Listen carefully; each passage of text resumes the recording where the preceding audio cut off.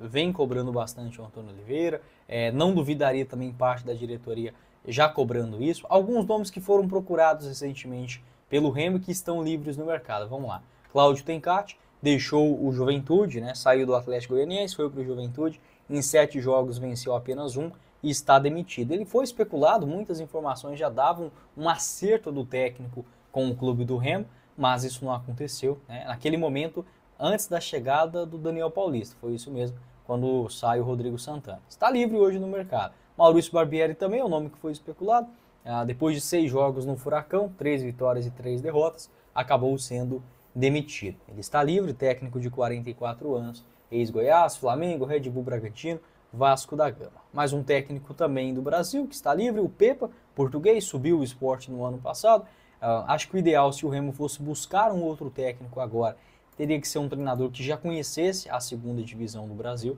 O Pepa, que apesar do acesso, né, ele treinou apenas o Cruzeiro em 25 jogos, 23, e em 24 em 2025, somando, né, os 2 anos, ele teve apenas 41 jogos pelo Sport. Então é um nome que não é tão cascudo aqui no Brasil e principalmente em termos de Série B. Um bom técnico também, que ficou livre agora, o Thiago Carpini, do Vitória. Foram 39 jogos neste ano e 16 vitórias. No ano passado, conseguiu escapar do rebaixamento. Um bom técnico, né? Em termos de Série B, conseguiu o acesso no Juventude em 2023, uma passagem discreta pelo São Paulo e também um bom campeonato paulista pelo Água Santa. Acho um técnico interessante também para qualquer clube nessa Série B. Já falei sobre o Barbieri, vamos para os gringos agora. O Zubeldia, argentino que deixou o São Paulo, 44 anos. Apesar dos 2 anos do São Paulo, também é um técnico que não tem, para mim, esse perfil de Série B, né? Não conhece a competição. Pode deixar sua opinião aqui embaixo no espaço para comentários. E aí, outros nomes foram especulados, né? Como, por exemplo, mais recentemente, o Zé Ricardo, que estava por último no Criciúma, onde inclusive fez, né, um início ruim da Série B do Campeonato Brasileiro, 21 jogos e 9 vitórias até aqui, desempenho parecido também pelo Goiás no ano passado, 9 vitórias em 16 jogos, onde também não ajudou muito o Goiás, né? Foi demitido naquela ocasião. Deixa eu só ver aqui, ó. Nossa, agora tá ruim nesse site, ele não mostra mais os jogos. Deixa eu ver se é aqui. Aí, ó. Bem no início, né, ainda da temporada do Campeonato Goiano e também da Copa Verde. E o próprio Zé Ricardo não conseguiu ir também. Também, né? Não acho que é um técnico que, sinceramente, eu colocaria como uma das principais opções nesse primeiro momento, tá? Não acho mesmo, até porque vem de um trabalho ruim no futebol japonês, ruim no Cruzeiro, Goiás, Criciúma, então a não ser que seja a última esperança, né? Mas com um time que quer jogar pra frente, que quer brigar pelo acesso, eu sinceramente deixaria o Zé Ricardo bem atrás dessa lista. Pode deixar sua opinião aqui embaixo nos comentários.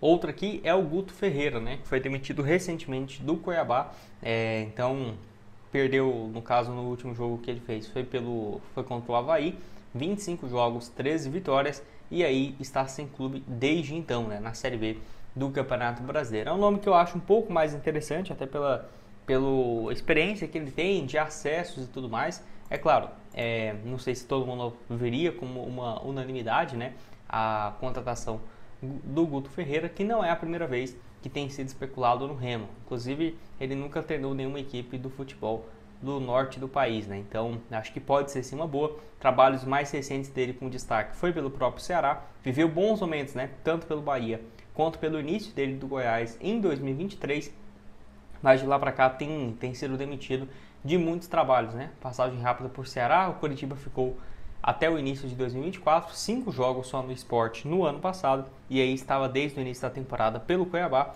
que Cuiabá tem também uma situação delicada, né?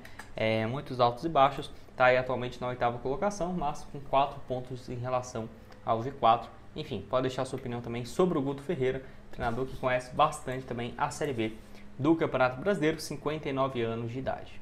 Mais um aqui também que eu deixei foi o Kleber Xavier, não que eu acho que ele seja uma baita opção, mas que eu não ficaria surpreso se logo ele fosse parar em um clube da Série B do Brasileirão, né? Ele mesmo que estava no Santos, foi auxiliar do Tite desde 2002, né? 2001, era auxiliar do Tite e tudo mais, Copa do Mundo, Seleção Brasileira, pelo Flamengo e no principal pelo Santos, onde é aquela coisa, o recorte vai ficar ruim, né? Porque levou essa goleada que, meu Deus, não faz nem sentido, né? 6-0 dentro de casa pro Vasco ainda, né? Então foi uma surpresa muito grande e foi demitido. Porém, o Santos até que vinha de uma crescente, né? Tipo assim, ele ganhou fora de casa contra o Cruzeiro, que era na ocasião o líder do campeonato, ganhou em casa do Juventude, enfim, vinha de uma sequência razoável, mas eu não acho que ele é treinador pronto ainda, quem dirá para um clube de Série A. Mas, por exemplo, não ficaria surpreso se logo aparecesse um clube da Série B, esses times do interior de São Paulo e tudo mais. Para o Remo, nesse momento, brigando pelo acesso, eu acho que tem uma opção muito melhor, mas é um treinador que eu ainda vejo potencial, né? Não é porque uma temporada ruim assim vai acabar com a carreira dele, até porque só tem... não, ele já tem 61 anos, caramba, não parece não, pensei que ele tinha uns 47, 50. Enfim, pode deixar sua opinião aqui embaixo.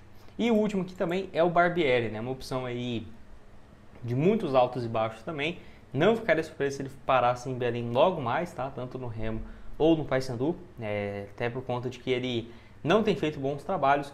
E ainda para a Série B eu ainda vejo ele como uma esperança, mas eu vejo ele mais como um treinador. Vai chegar no início de temporada e fazer todo ano, né, o trabalho pela equipe. Até porque pelo Atlético Paranaense nesse ano foi bem ruim, tanto que na Série B, né, ele começa um desempenho muito estranho, porque foram 6 jogos, 3 vitórias, 3 derrotas. E aí derrotas, né, muito marcantes, por exemplo, perdeu por 4-1 para o Botafogo de São Paulo dentro de casa. Então assim, foi realmente uma passagem não muito boa pelo Atlético, até porque ele nem chegou na final, foi eliminado nas semis do Campeonato Estadual. Viveu muito bom momento pelo Red Bull Bragantino, onde naquela ocasião todo mundo até pensou, né, que ele estaria num patamar acima e tal. Não foi o que aconteceu. Temporada muito ruim pelo Bragantino em 2022. Depois ainda passou pelo Vasco, foi o primeiro técnico da SAF do Vasco, foi muito mal também. E lá no Juárez do México ficou um pouco mais de 8 meses, com um desempenho bem abaixo também do esperado até assinar com o Furacão. Eu acho um bom nome, igual eu falei. Por início de temporada, vai entender como que é o estilo de jogo do treinador, mas agora jogar ele nesse momento, eu não vejo como uma boa expectativa. Dessa lista aqui, acho que o Guto Ferreira seria um dos melhores, né? Não sei se você concorda comigo, pode deixar sua opinião aqui embaixo nos comentários. Vou deixar para vocês também outras sugestões de conteúdos que eu já trouxe aqui no canal para vocês. E nos vemos numa próxima. Deixe seu like, se inscreva e até mais. Valeu! No nosso vídeo, quero falar sobre um jogador que foi especulado até no Remo no ano passado, muito mais pedidos, né, da torcida do que propriamente negociação, que é o Matheus Serafim, ponta direita, pode jogar também como um meia central, ex-Amazonas, fez uma boa Série B no ano passado, com 6 gols marcados e 2 assistências em 33 jogos. À época, ele acabou não renovando, né, o seu contrato no Amazonas, e foi anunciado no Suwon, que disputa a segunda divisão do campeonato coreano. O atleta, que tem contrato por lá até dezembro de 2026, então acabou fechando esse vínculo longo, vem se destacando. São 7 gols marcados e 1 assistência em 23 jogos. Até agora, vem sendo um titular. Desses 23 jogos que ele realizou, todos eles na condição de titular. Até busquei algumas informações, muitos torcedores pedindo, né, a sua chegada.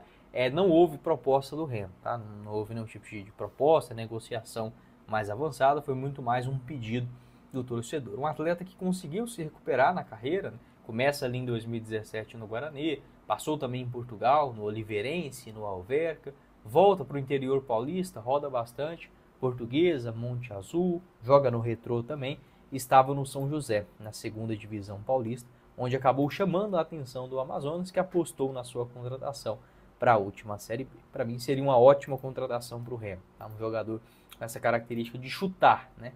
Algo que virou raro no futebol brasileiro de hoje, um ponta que tenha boa finalização.